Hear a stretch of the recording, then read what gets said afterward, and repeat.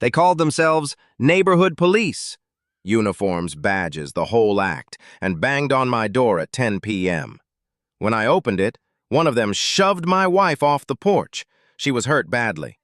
They thought she was just a loudmouthed housewife. Their biggest mistake.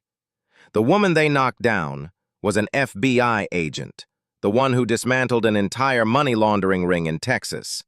And a week later, those fake cops vanished from our neighborhood for good. My name is Cal Weaver, a former Marine. I thought I had left the war behind, until the HOA turned our quiet street into a hunting ground. This is not about me protecting my wife. This is about her showing me that real power does not come from violence, but from knowing exactly which laws they broke and how to make them pay. It started 3 months before that night. It started with a missing package, a broken camera, and a woman named Deborah Sinclair who believed she owned our neighborhood. And it ended in a courtroom where the truth came out, one piece of evidence at a time, until there was nowhere left for them to hide. It was a Saturday morning in April, and the smell of fresh coffee filled our kitchen in Oak Ridge Estates, a quiet neighborhood just outside Richmond, Virginia. Elena sat in the backyard garden with a book in her lap, her legs tucked under a wool blanket, even though spring had arrived warm and bright. I stood at the window, watching her turn a page slowly, the way she always did when she was truly relaxed. The sun caught her dark hair, still damp from her morning shower. For a moment, everything felt like it should. Safe. Ordinary. The kind of peace we had both been chasing for years. I poured a second cup of coffee and walked it out to her. She looked up and smiled, the kind of smile that made me forget, just for a second, that we had both seen things most people only see in nightmares. "Thank you," she said softly, taking the cup. Her hands were steady. They had not always been. 2 years ago, after the hostage situation in Charleston, her hands shook so badly she could not hold a pen. But she did not talk about that. We did not talk about a lot of things back then. We just lived, one quiet day at a time, and hoped the rest would follow. I sat down beside her on the wooden bench I had built the summer before. "You sleep okay?" I asked. She nodded, but I saw the faint shadow under her eyes, the scar on her left wrist, thin and pale, caught the light. She had told the doctors it was from a fall. I knew better. I had scars, too, the kind that did not show on skin. Mine came from Helmand Province, from watching my best friend Jake bleed out while I held pressure on a wound I knew would not stop. Some sounds never leave you. Elena turned another page. "It is nice here," she said quietly. "I thought it would feel too quiet, but it does not." I nodded. We had moved to Oak Ridge Estates 6 months ago, looking for exactly this, a place where no one knew who we were, where we could just be a couple in their late 30s trying to figure out what normal looked like. But even here, in this neighborhood of neat lawns and white picket fences, there were rules. Grass could not grow higher than 3 inches. Exterior paint had to be approved from a list of 6 colors. I had already been fined $300 for planting sunflowers in the front yard without HOA approval. The letter signed in sharp, "Angry strokes by Deborah Sinclair, the neighborhood president. Violation of aesthetic standards," it said. I paid the fine. Elena told me to let it go. "Pick your battles," she said. She would know. She had picked plenty. But last week, something changed. Our Amazon packages started disappearing. 2 boxes in 5 days. Both delivered according to the tracking number. Both gone by the time we got home. I checked with our neighbors. No one had seen anything. No one ever saw anything in Oak Ridge Estates. People kept their heads down here. They smiled and waved. But no one asked questions. No one wanted trouble. So I installed a security camera above the front door. It was small, discreet, and pointed only at our porch. I did not ask permission, it was our property. But 2 days later, another letter arrived from Deborah Sinclair. The installation of exterior surveillance equipment violates Section 4.2 of the HOA covenant. Remove the camera within 48 hours or face further legal action. I read it twice, then handed it to Elena. She glanced at it, set it down on the kitchen counter, and said nothing. But I saw something flicker in her eyes. Not fear, something colder, something I had only seen once before, in Charleston, when she walked into a building where 3 men held a family hostage and walked out 2 hours later with everyone alive except the men. That night, I checked the camera footage before bed. Everything looked normal. A car drove by at 9, a dog walker passed at 10. Then, at 6:14 a.m., the feed went black. I replayed it 3 times. No storm, no power outage, just black. I went outside in my bathrobe and checked the camera. The power cable had been cut, cleanly, deliberately. Someone had climbed onto our porch in the early morning and snipped the wire with scissors or a knife.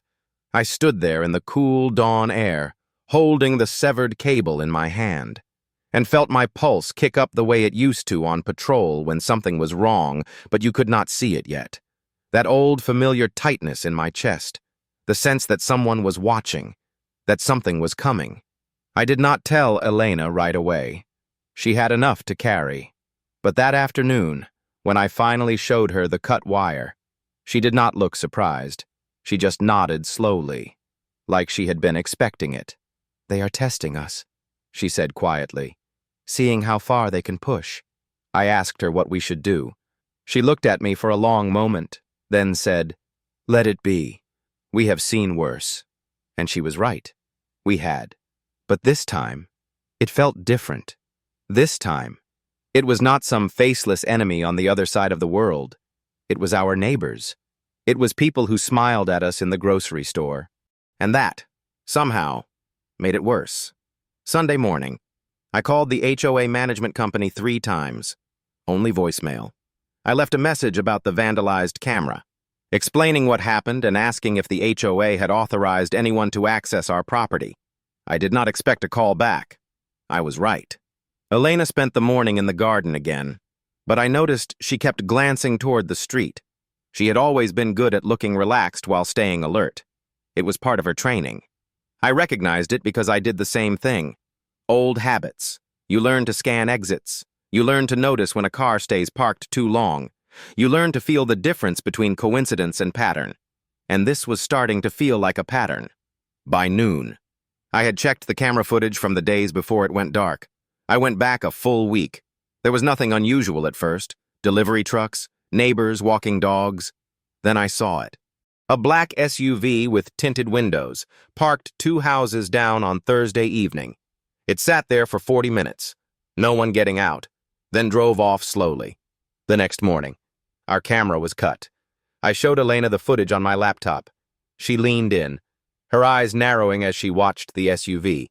"Run the plate," I asked. She shook her head. "Not yet. We do not have enough." I wanted to argue, but she was right. A parked car was not a crime. A cut cable was vandalism, maybe trespassing, but without a clear suspect. The police would file a report and do nothing. We both knew how this worked. You needed evidence. You needed proof. You needed someone to make a mistake. That afternoon, Deborah Sinclair made her first mistake. She showed up at our door with 2 men I had never seen before. I was in the garage, organizing tools. When I heard the doorbell, Elena answered. I heard voices, calm at first, then sharper. I walked to the front door and saw them standing on our porch.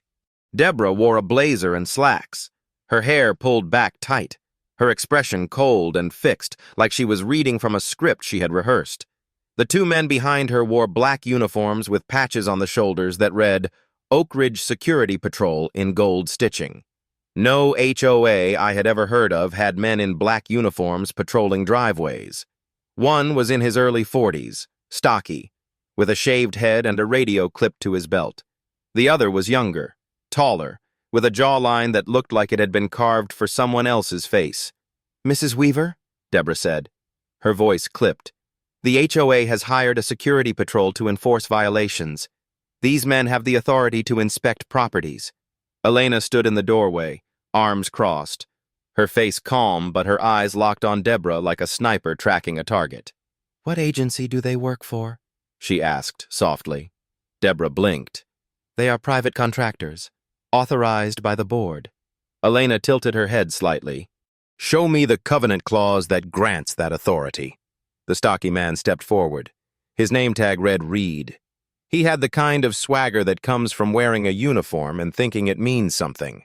Ma'am, he said, his voice low and deliberate. You do not want to make this difficult. I felt my hands curl into fists.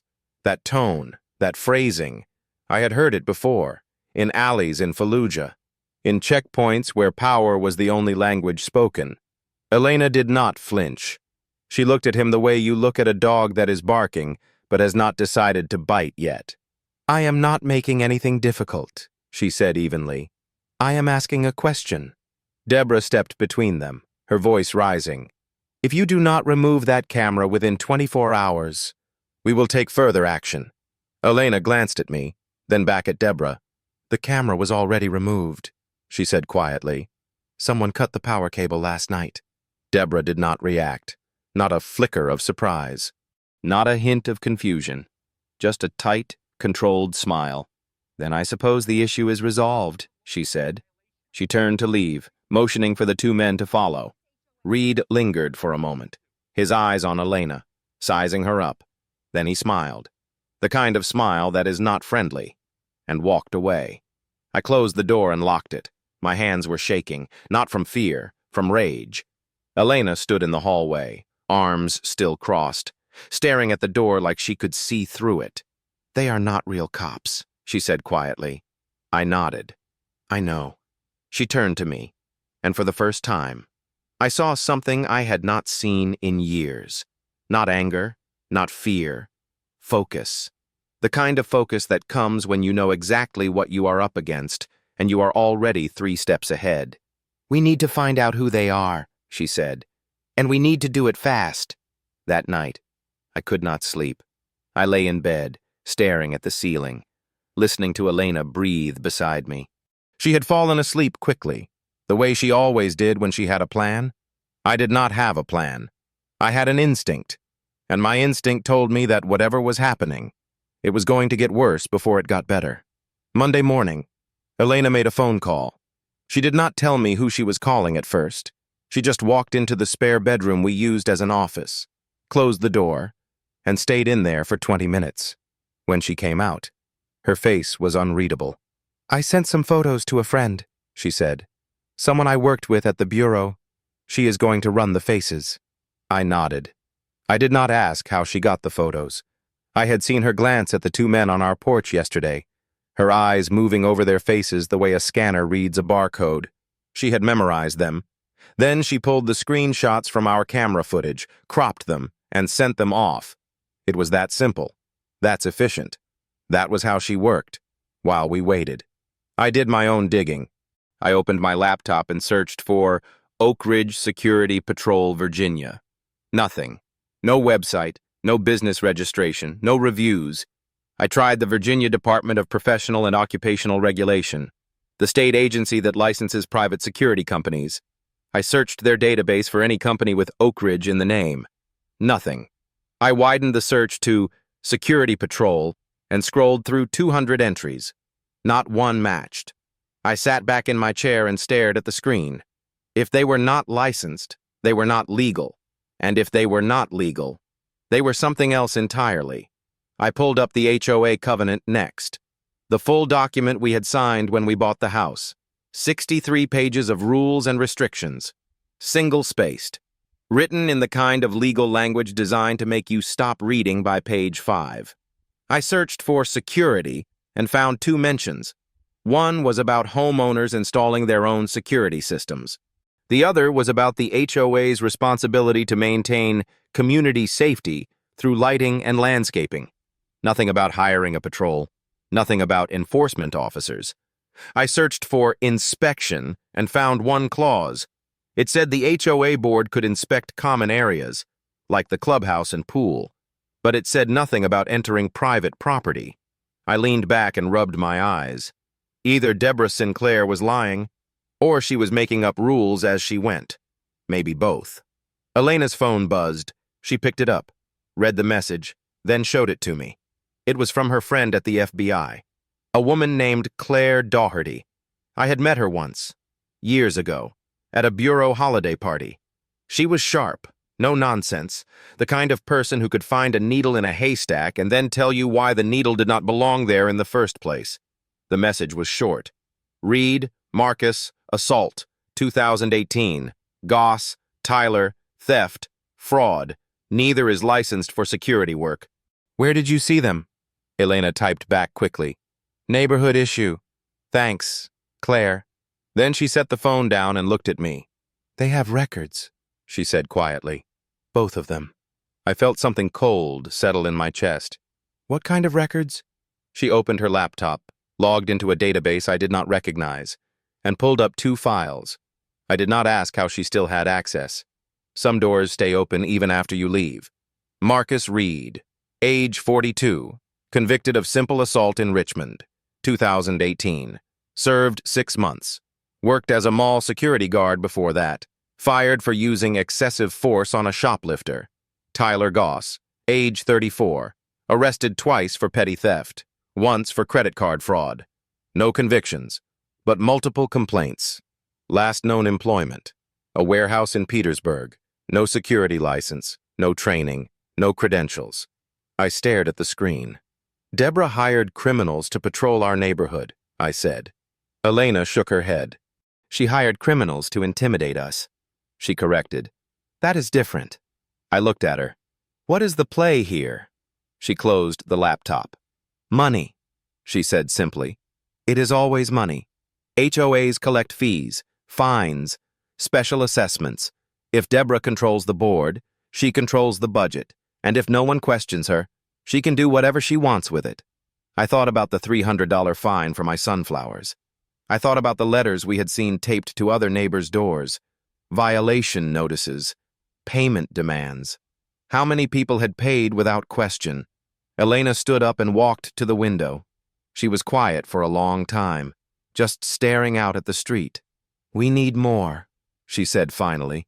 We need to know what she is really doing. Who else has she targeted? How long has this been going on? I stood beside her. And then what? She turned to look at me, and I saw that cold focus again. Then we build a case, she said, the kind that does not fall apart in court. That afternoon, I walked through the neighborhood. I told Elena I was going for a run, but really I was counting houses, counting violation notices still taped to doors, counting cars in driveways and faces I recognized. I stopped at the corner where Linda Brennan lived, an older woman who had always been kind to us. She was watering her flowers when I walked by. Hi, Linda, I said. She looked up, smiled, but it did not reach her eyes. Cal, she said softly, how are you holding up? I frowned. What do you mean? She glanced around, like she was checking to see if anyone was listening. I heard Deborah paid you a visit, she said. With those men. I nodded. She did. Linda set down her watering can. She did the same to us last year, she said. Fined us $5,000 for a tree she claimed was dead. We paid it. We were scared not to. I felt my jaw tighten. $5,000 for a tree. She nodded. The Johnsons got fined $3,000. The Parkers, $2,500. Always something different. Always small enough that people just pay and move on. I looked at her. Did anyone fight it? She shook her head. No one wants to make waves. Cal. Deborah has lawyers. She has connections. And now she has those men. She paused. But you and Elena, you are different. You are not afraid of her. I did not correct her. I was afraid. Just not in the way she thought. That night, Elena and I sat at the kitchen table with a notebook between us. She had written down names, dates, amounts, 12 families, $47,000 in fines over 2 years. None of it made sense unless you assumed the fines were never about violations. They were about control, about testing who would push back and who would fold. Elena tapped her pen on the notebook. We need proof she is pocketing the money, she said. Bank records, HOA financial statements, something that shows where the money went. I nodded. How do we get that? She smiled. Just a little. We ask nicely, she said. And if that does not work, We ask the state. I was about to respond when my phone buzzed. A text from a number I did not recognize. No name, just 7 words. Stop digging or your wife gets hurt. I showed it to Elena. She read it, then set the phone down calmly. They are scared, she said. I looked at her. That does not make me feel better. She reached across the table and took my hand. Cal, she said quietly, I have been threatened by cartel hitmen, by militia leaders, by men who would slit my throat and not think twice. This, she gestured at the phone, this is amateur hour. I wanted to believe her, but my hand was shaking, and hers was not. Tuesday. I had to work. I did not want to leave Elena alone, but she insisted. I will be fine, she said, standing in the kitchen with her coffee mug in one hand. I have been alone in worse places. I knew she was right, but that did not make it easier. I kissed her forehead, grabbed my keys, and told her to lock the doors. She smiled. Yes, sir, she said, mocking my tone just enough to make me laugh. I left at 7:30, and the whole drive to the office, I felt like I was leaving something unfinished, like I had forgotten to check the stove or lock the back door. It was the same feeling I used to get on patrol in Helmand, right before everything went sideways. Elena spent the morning doing physical therapy exercises in the living room. Light stretches, arm raises, walking laps around the house. Her ribs had healed from the training accident 2 years ago, but she still felt the tightness sometimes, especially in the cold. She told me once that pain was just the body's way of remembering. I did not know if that was true, but I knew she carried a lot of memories she did not talk about. By noon, she was in the backyard, reading in the sun, a bottle of water beside her on the bench. The day was warm, quiet. Nothing out of the ordinary. At 2:15, the doorbell rang. Elena looked up from her book. She was not expecting anyone. I was not due home until 6. She walked to the front window and looked out. 2 men stood on the porch, Marcus Reed and Tyler Goss. The same uniforms, the same fake badges were clipped to their belts. Reed was holding something in his hand, a clipboard. Goss stood behind him, arms crossed, scanning the street like he was on guard duty. Elena did not open the door. She pressed the button on the intercom we had installed last year. "Can I help you?" she said, her voice calm and clear. Reed looked up at the camera above the door. "Ma'am, we are here on behalf of the HOA. We have a warrant to search the premises for stolen property." Elena felt her pulse slow, not speed up. That was the training. When your body wants to panic, you make it do the opposite. "Show me the warrant," she said. Reed held up the clipboard from where Elena stood. She could see it was just a printed piece of paper with the HOA letterhead at the top. No court seal, no judge's signature, no case number. "That is not a warrant," she said evenly. "That is a letter." Goss stepped forward. "Ma'am, we have reason to believe there is stolen HOA property inside your home. If you do not open the door, we will be forced to enter." Elena reached for her phone. She dialed 911, but the call did not connect. No signal. She looked at the screen. Full bars, but the call would not go through. She tried again. Nothing. Her chest tightened, but her face stayed calm. She knew what this was. A cell jammer. Illegal under federal law. 18 U.S.C. Section 333. She had seen them used before, in kidnapping cases, in organized crime stings. Whoever these men were, they had come prepared. "I am calling the police," she said through the intercom, hoping they would believe the bluff. Reed smiled. "Go ahead," he said. Then he nodded to Goss, and they moved toward the side of the house, toward the back door. Elena ran, not out of panic, but out of calculation. The back door had a deadbolt, but the lock was old. If they kicked it hard enough, it would give. She reached the kitchen and grabbed the canister of pepper spray she kept in the drawer by the sink. It was not much, but it was something. She heard the first kick. The frame cracked. The second kick, and the door flew open, slamming against the wall. Reed came through first, his hand up to shield his eyes from the sunlight pouring through the kitchen window. Elena did not wait. She sprayed him full in the face from 6 feet away. He screamed, stumbling backward, clawing at his eyes. "You bitch!" he shouted, his voice raw and guttural. Goss came in behind him, faster, bigger. He saw Elena and charged. She tried to spray him too, but he knocked her hand away, and the canister skittered across the floor. He grabbed her by the shoulders and shoved her backward. Hard. Elena felt her back hit the corner of the kitchen counter, the sharp edge driving into her ribs. She heard the crack before she felt the pain. 2 ribs, maybe 3. Her breath left her in a gasp, and she could not pull it back in. Her knees buckled, and she hit the floor. Goss stood over her, breathing hard. His face twisted in anger. "Where is the camera footage?" he said. "Give it to us, and we'll leave." Elena tried to speak, but the pain was too sharp. She tasted copper, blood from biting her tongue when she fell.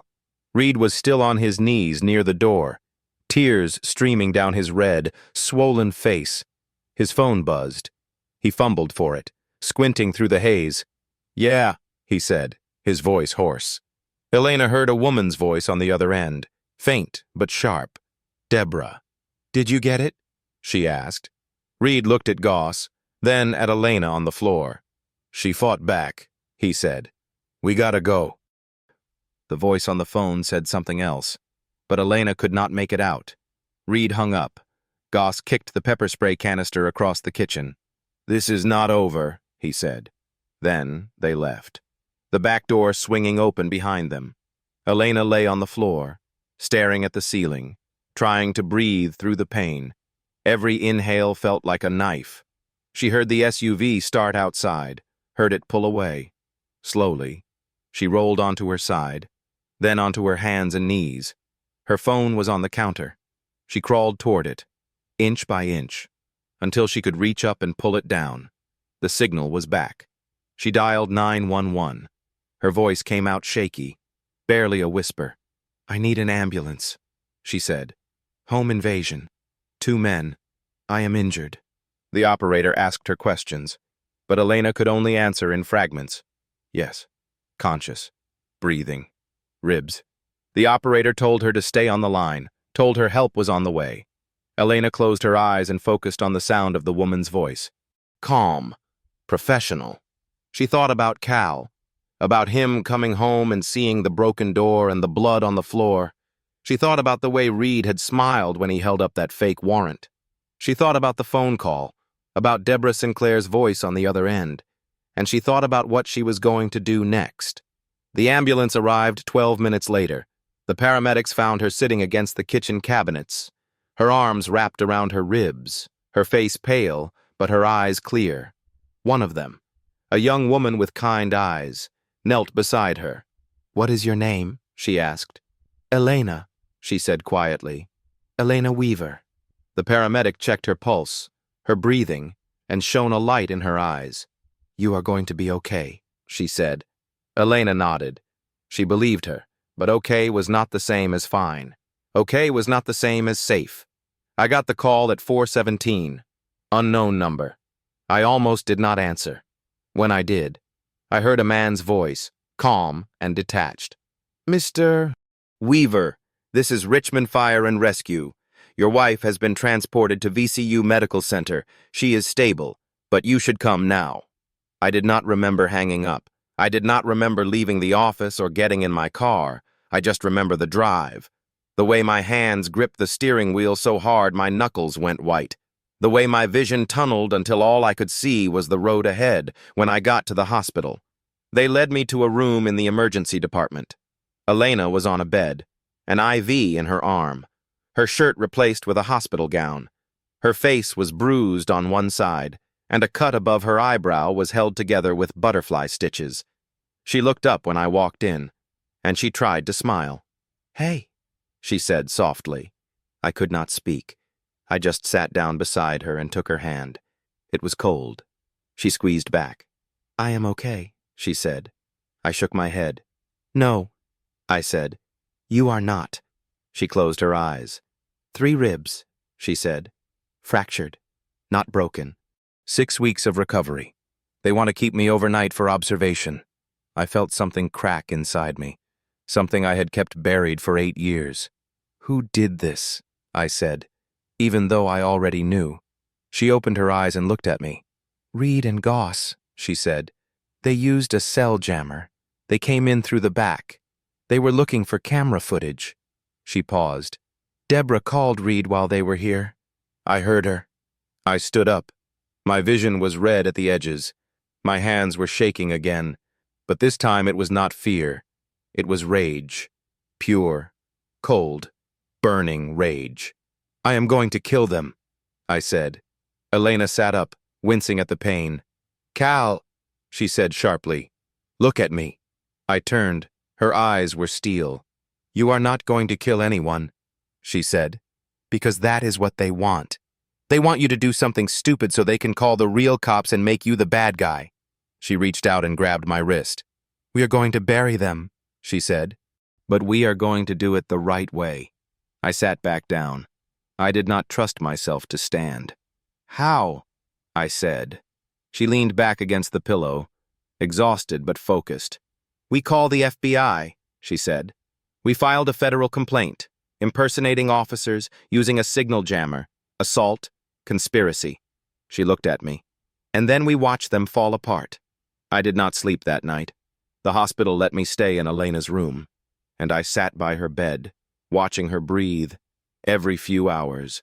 A nurse came in to check her vitals, and I would ask the same question. "Is she okay?"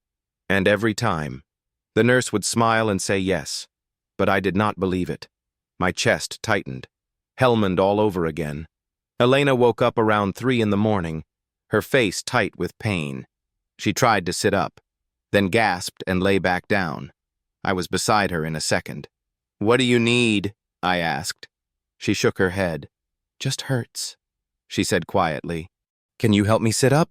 I slid my arm behind her back, slowly, carefully, and lifted her just enough to prop the pillows higher. She closed her eyes and breathed through it. "Thank you," she whispered. I sat back down, and we stayed like that in the dim light, neither of us speaking. There was nothing to say that had not already been said. By morning, the doctor cleared her to go home. "No strenuous activity for 6 weeks, he said, handing her a prescription for pain medication. "If the pain gets worse, if you have trouble breathing, come back immediately." Elena nodded, already putting on her jacket over the hospital gown. I helped her into the car, and we drove home in silence. When we pulled into the driveway, I saw the broken back door still hanging open. I had forgotten about it. I parked, helped Elena inside through the front, and settled her on the couch with pillows and a blanket. Then I went to the back and stared at the splintered frame, the door that no longer closed. My hands shook the same tremor from 8 years ago, the same rage that almost got me court-martialed. I thought about the guilt that followed, the nightmares, the years of therapy that taught me how to breathe through the anger. And now, standing in my kitchen, staring at the evidence of what they had done to my wife, I felt all of it come rushing back. I knew where Marcus Reed lived. Claire Doherty's file had included an address, a rundown apartment complex in Petersburg, about 30 minutes south. The metallic taste in my mouth, the tunnel vision. I knew this feeling. My hand went to my keys. I picked them up. I walked to the front door, and then I stopped, because I heard Elena's voice in my head, clear as day. "You are not going to kill anyone. We are going to bury them, but we are going to do it the right way." I set the keys down. I walked back to the couch and sat beside her. She was awake, watching me. "Where were you going?" she asked. I did not answer right away. "Nowhere," I said finally. She reached out and took my hand. "Cal," she said softly, "I know what you are feeling. I have felt it too. But if you go after them like that, you lose. They win, and I do not lose." I looked at her. Her face was bruised, her breathing shallow, but her eyes were sharp and focused. "So what do we do?" I asked. She squeezed my hand. "We build the case," she said. "We gather every piece of evidence we have, the video, the photos, the text message, my medical records, the jammer they used, the fake warrant, and then we take it to the people who can actually do something about it. I nodded slowly. The FBI, I said. She smiled. Just a little. The FBI, she confirmed. And when we are done, Reed and Goss will not just lose their fake badges, they will lose their freedom. I spent the rest of that day doing exactly what she said. I pulled up every piece of footage we had. The black SUV was parked on our street. Reed and Goss are standing on our porch in their fake uniforms. I took screenshots, labeled them, and saved them in a folder. I searched online for the legal codes Elena had mentioned, impersonating a federal officer and using a signal jammer, both federal crimes. Then I checked the Virginia state statutes for burglary and assault. I wrote it all down in a notebook, page after page, citations and timelines. I felt like I was back in the Corps, prepping for a mission, gathering intel, checking every angle. This was what I knew how to do. This was how I could help. That evening, Elena called Claire Doherty. I sat beside her on the couch, listening. "Claire," Elena said, her voice calm but tired. "I need to file a formal complaint. Federal impersonation, assault, conspiracy." There was a pause. Claire's voice came through the speaker, cautious. "Elena, what happened?" Elena told her everything. The fake uniforms, the fake warrant, the jammer, the attack. When she finished, Claire was silent for a long moment.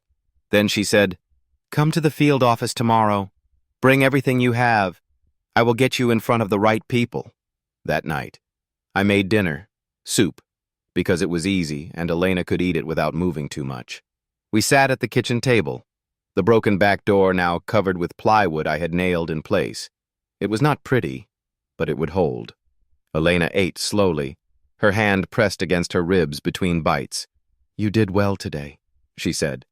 I shrugged. "I just wrote some things down." She shook her head. "No," she said.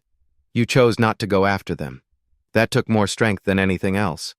I did not know if that was true, but I wanted to believe her. Before bed, I checked my phone. Another text from an unknown number. "Last warning. Drop this, or someone gets hurt worse." I showed it to Elena. She read it, then handed the phone back. "Screenshot it," she said. "Add it to the file." I did. Then I blocked the number.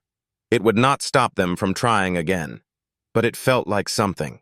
A small act of control in a situation that felt out of control. I lay in bed that night, staring at the ceiling again. But this time, I was not thinking about revenge. I was thinking about the folder on my laptop, the evidence, the timeline, the laws they had broken. I thought about what Elena had said. "We are going to bury them." And for the first time since this started, I believed her. Not because I thought the system was perfect. I knew it was not. But because I had seen what she could do when she set her mind to something. And I had seen what happened to people who underestimated her. Wednesday morning. We drove to the FBI field office in Richmond. It was a plain building downtown. Gray concrete and dark windows. The kind of place you could walk past 100 times and never notice. Elena moved slowly, one hand on her ribs, but she walked in like she owned the place. Claire met us in the lobby. She looked at Elena, saw the bruises, and her jaw tightened. "Jesus, Elena," she said quietly. Elena just nodded. "Let us go upstairs," she said. We sat in a conference room on the 3rd floor. Claire brought in another agent, Thomas Kern, from Violent Crimes. He was older, graying, with the calm demeanor of someone who had seen every kind of evil. I laid out everything on the table, the photos, the video, the screenshots, the medical records, the notebook with all the legal codes. Kern looked through it methodically, page by page, his expression unreadable. When he finished, he looked up at Elena. "You are Elena Hayes?" he asked. She nodded. "Charleston hostage case, 2023. He leaned back in his chair. "These idiots assaulted a federal agent," he said. "Even a retired one. That was a bad move." Claire looked at me. "And you," she said. "You documented all of this." I nodded. She smiled. "Good. Because we are going to need every piece of it." Kern stood up. "I am issuing arrest warrants today," he said. "Reed, Goss, and Deborah Sinclair. Conspiracy, Impersonation, assault. Richmond PD will coordinate with us. Within the next 48 hours, we will have them in custody." He looked at Elena. "And then we build the case for trial." I felt something loosen in my chest. Not relief. Not yet. But hope. The kind of hope that comes when you realize you are not alone. That there are people who care. That the system, for all its flaws, can still work. Elena looked at me, and I saw the same thing in her eyes. We were not done, but we were close. The arrests happened within days. Marcus Reed was picked up first. Early morning at his apartment. Kern called to let us know. He did not resist. He opened the door in a stained undershirt, saw the FBI badges, and put his hands up without a word. Tyler Goss was arrested an hour later at the warehouse where he worked in Petersburg. Security footage showed him trying to run out the back, but 2 Richmond PD officers were already waiting. He made it 10 feet before they cuffed him. Deborah Sinclair was the last. They came for her at 8 in the morning the next day, right in the middle of Oak Ridge Estates, in front of half the neighborhood. Elena and I were not there to see it, but Linda Brennan called me an hour later, her voice shaking with something between shock and satisfaction. "Cal," she said, "they just arrested Deborah, FBI and police. She was screaming that it was harassment, that she was the HOA president, that they had no right. They put her in the back of a squad car and drove away." I thanked her and hung up. Elena was sitting on the couch, her laptop open, reading through something on the screen. I told her what Linda said. She nodded, barely looking up. "Good," she said quietly. That afternoon, people started coming by, neighbors we barely knew, families who had lived on our street for years but never said more than hello. They brought flowers, casseroles, cards with handwritten notes. "Thank you for standing up. We should have said something sooner. We were afraid." One couple, the Parkers, stood on our porch and apologized for nearly 10 minutes. "We knew something was wrong," Mr. Parker said, his voice tight, "but we did not know what to do. We thought if we kept quiet, she would leave us alone." I did not know what to say to that. Elena did. "You were protecting your family," she said gently. "I understand." Linda Brennan came by in the evening with a pie and sat with us in the living room. She told us her story, the one she had hinted at before, how Deborah had fined her $5,000 for a tree that was not even dead, how Deborah had threatened to put a lien on her house if she did not pay within 30 days, how Linda had emptied her savings account to make it go away because she was terrified of losing her home. "I am 72 years old," Linda said, her voice breaking. "I have lived here for 15 years, and she made me feel like I did not belong in my own house." Elena reached across and took her hand. "She cannot hurt you anymore," Elena said. Linda nodded, tears in her eyes. "I know," she said, "because of you." After Linda left, I sat beside Elena on the couch and stared at the flowers piled on the coffee table. "They all knew," I said, "and no one did anything." Elena looked at me. "Fear is powerful," she said. "It makes people small. It makes them silent. That is what people like Deborah count on." I thought about that, about how easy it is to look the other way, to convince yourself that it is not your problem, that someone else will fix it. I had done it too, in my own way. I had paid that $300 fine and told myself it was not worth the fight. I had almost let them get away with it. The next morning, Claire called. "The arraignment is this afternoon," she said. "All 3 of them. Federal charges. If you want to be there, you can sit in the gallery." I looked at Elena. She was already standing, reaching for her jacket. "We will be there," I said. We drove to the federal courthouse in downtown Richmond, a tall stone building with marble steps and flags out front. Inside, it was all polished wood and quiet hallways. We sat in the back of the courtroom and waited. Marcus Reed came in first, hands cuffed in front of him, wearing an orange jumpsuit. He looked smaller than I remembered. His face was red and puffy, his eyes darting around the room like he was looking for an exit that did not exist. Tyler Goss came next, taller but just as defeated. He kept his eyes on the floor. And then Deborah Sinclair. She walked in with her head high, her lawyer beside her. A man in an expensive suit who looked annoyed to be there. She scanned the courtroom, and when her eyes landed on Elena, something flickered across her face. Not anger, not fear, recognition. Like she finally understood who she had been dealing with. The judge was a woman in her 60s, gray hair pulled back, reading glasses perched on her nose. She read the charges aloud. Impersonation of federal officers, conspiracy to commit assault, use of an unlawful communications jammer, burglary, assault and battery. The list went on. When she finished, she looked at the defendants. "How do you plead?" she asked. Reed's lawyer stood. "Not guilty, Your Honor." Goss's public defender said the same. Then Deborah's lawyer stood, straightened his tie, and said, "Not guilty." The judge set bail. $50,000 for Reed, $50,000 for Goss, $75,000 for Sinclair. "Given the nature of the charges and the potential flight risk," the judge said, "I am also issuing a restraining order. The defendants are prohibited from contacting the victims or entering Oak Ridge Estates." She looked at Deborah. "That includes you, Ms. Sinclair. You are not to return to your home until this case is resolved." Deborah's face went pale. Her lawyer leaned over and whispered something, but she just stared straight ahead. We left the courthouse in silence. Outside, the sun was bright, and the air smelled like rain. Elena walked slowly, one hand still pressed to her ribs. I stayed close, ready to catch her if she stumbled. "How do you feel?" I asked. She stopped and looked at me. "Like we just won the first round," she said. I nodded. "And the next one?" She smiled, tired but determined. "We keep going," she said, "until there is nothing left of them but the truth." That night, I fixed the back door properly.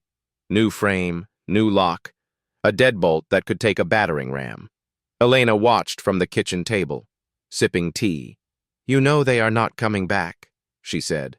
I tightened the last screw. "I know," I said, "but I will sleep better anyway." She laughed softly. "Me too," she said, and for the first time in weeks, I believed we actually might. 6 weeks later, we sat in the same courthouse for the preliminary hearing. Elena had healed on the outside, but something in her eyes had changed. The courtroom was fuller this time. Claire Doherty sat with Agent Kern. Linda Brennan and the Parkers filled the rows ahead. Other neighbors who had been fined, who had been afraid, now sat watching. The defendants sat at separate tables with their lawyers. Reed looked thinner. Goss looked nervous, his leg bouncing. Deborah sat perfectly still, tension visible in her shoulders. The prosecutor was Rachel Winslow, assistant U.S. attorney, mid-40s, short blonde hair, no nonsense. She stood and addressed the judge. "Your Honor, the United States will show that the defendants engaged in a coordinated scheme to impersonate law enforcement, unlawfully enter a private residence, and commit assault in furtherance of fraud and extortion." She laid out the timeline in one clean sweep: fake uniforms, surveillance, threats, and assault, each fact building toward an undeniable conclusion. She called Virginia State Police Sergeant Daniel Cross first. Winslow held up a photograph of Reed and Goss in their uniforms. "Sergeant Cross, are these men law enforcement officers?" He shook his head. "No, ma'am. There is no agency called Oak Ridge Security Patrol registered in Virginia. Those uniforms, badges, and patches are all fake." Next came the paramedic who responded to Elena's call. "Were the injuries consistent with a fall?" Winslow asked. The young woman shook her head. "No, blunt force trauma. Someone pushed or struck her hard enough to break a bone." Winslow held up a black device in an evidence bag. "This is a cell phone jammer, recovered from Marcus Reed's vehicle, illegal under federal law. He used it to block Mrs. Weaver's ability to call for help." She handed it to the judge. Then she turned. "Your Honor, the United States calls Elena Weaver to the stand." I felt Elena shift beside me. She stood, walked to the front, and placed her hand on the Bible. Her hands trembled for just a moment, then steadied. "Mrs. Weaver," Winslow began, "can you tell the court about your professional background?" Elena took a breath. "I was an FBI special agent for 12 years. including 6 on the hostage rescue team. The courtroom went silent. Deborah's face went pale. Winslow continued. Were you trained to recognize impersonation of law enforcement? Elena nodded. Yes, it is part of our training. Fake credentials, fake uniforms, fake authority. It is a common criminal tactic. Winslow showed her the photo of Reed and Goss. When these men came to your door, did you recognize they were not legitimate? Elena looked at the photo. Immediately. The badges were wrong. The patches had no seal. Their behavior was not consistent with trained officers. Winslow asked her to describe the assault. Elena recounted it carefully. The fake warrant, the jammer, the broken door, the shove that cracked her ribs. Her voice never wavered. Mrs. Weaver, Winslow said gently, what did you feel in that moment? Elena paused. Fear. Not for myself. I have been in worse situations. But fear that my husband would come home and find me dead. And anger that these people were using the image of law enforcement. Something I spent my life defending. To hurt innocent people. She looked directly at Deborah. That is what made me fight back. Not with violence, but with the law. Deborah's lawyer stood for cross-examination but looked uncertain. Is it true you installed a camera without HOA approval? Elena met his eyes. Yes, on my own property, which is legal. He pressed. And is it true you used pepper spray? Elena did not blink. Yes, in self-defense, after he broke into my home. The lawyer sat down. He had nothing. After the recess, Deborah stood suddenly, against her lawyer's advice. Your Honor, she said, her voice rising. I was enforcing HOA rules. They refused to comply. The judge raised a hand. Ms. Sinclair, sit down. But Deborah did not. That neighborhood is my responsibility. I did not know she was an FBI agent. They were supposed to scare them, not hurt her. The courtroom erupted. The judge banged her gavel. Order. Deborah's lawyer grabbed her arm. But it was too late. She had just admitted to conspiracy on the record. Winslow stood. Your Honor, the defense just admitted to orchestrating the assault. We have more than enough to proceed to trial. The judge nodded. I agree. The defendants will stand trial on all charges. Bail is revoked. They will remain in custody. The bailiffs moved forward. Reed and Goss were let out first. Then Deborah, who looked back one last time, her eyes on Elena. Elena did not look away. Outside. The sun was bright. I held Elena's hand as we walked down the steps. Claire caught up with us. You did well in there, she said. Elena smiled. So did you. We walked to the car, and I sat there for a moment, hands on the wheel. It is over, I said quietly. Elena looked at me. Not yet, she said, but close. 3 months later, the verdicts came in. Marcus Reed, 3 years of federal prison plus 5 years of state prison for assault. Tyler Goss, 2 years federal plus 4 years state. Deborah Sinclair, 18 months federal for conspiracy, $50,000 restitution to us, and 200 hours of community service. The judge also ordered the dissolution of the Oak Ridge Estates HOA board, pending a full audit of its finances. It turned out Deborah had pocketed nearly $60,000 over 3 years. The neighborhood voted 2 weeks later. 28 families out of 30 chose to dissolve the HOA entirely and form a voluntary neighborhood association instead. Linda Brennan became the coordinator. No fees, no fines, just neighbors helping neighbors. Elena recovered fully. The ribs healed. The bruises faded. But more than that, something else healed. She started consulting for the FBI again, training new agents remotely, teaching them how to spot the kind of predators who hide behind authority. She found purpose again, but on her own terms. I watched her work from the living room sometimes, listened to her voice through the office door, calm and confident, teaching someone else how to survive. I started going to a veteran support group on Thursday nights. 8 of us, all Marines or Army, all carrying something we could not put down. We talked about triggers, about anger, About the moment you realize you have a choice between becoming the thing you fought against or finding another way. I told them about the day I almost drove to Marcus Reed's apartment, about the keys in my hand, about Elena's voice pulling me back. One of the guys, a former ranger named Marcus, not the same Marcus, told me that it took more courage than anything he had done in combat. I did not know if I believed him, but it helped to hear it. We built a swing in the backyard, just a simple wooden bench hanging from the oak tree, the kind you see in old movies. Elena sat there most evenings now, reading or just watching the sky change colors. I would join her sometimes, and we would sit in silence, swaying gently, her hand in mine. One evening, she said, "I spent so many years chasing danger, I forgot what it felt like to just be still." I nodded. I understood. We had both been running from something, maybe towards something. Either way, we were done running. The neighborhood changed, too. People talked to each other now, block parties, barbecues. Kids played in the street until the streetlights came on. The Parkers planted a garden that spilled over their fence line, with tomatoes and cucumbers for anyone who wanted them. It felt like what a neighborhood was supposed to feel like: safe, kind, human. I replanted the sunflowers in the front yard.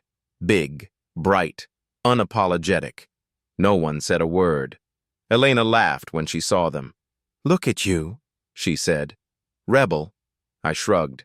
Sometimes you have to stand up for what matters. She kissed me on the cheek. "Yes," she said. "You do." We stayed in that house. People asked us why. Why not move after everything that happened? But we did not need to move. We had taken our home back. Not with fists, not with violence, with patience, with evidence, with the law. And that, Elena told me one night as we swung together under the oak tree, was the whole point. Justice is not revenge. It is reclaiming the right to live without fear. This is HOA Stories, where we uncover the battles fought behind white picket fences and expose the truth hiding in quiet neighborhoods.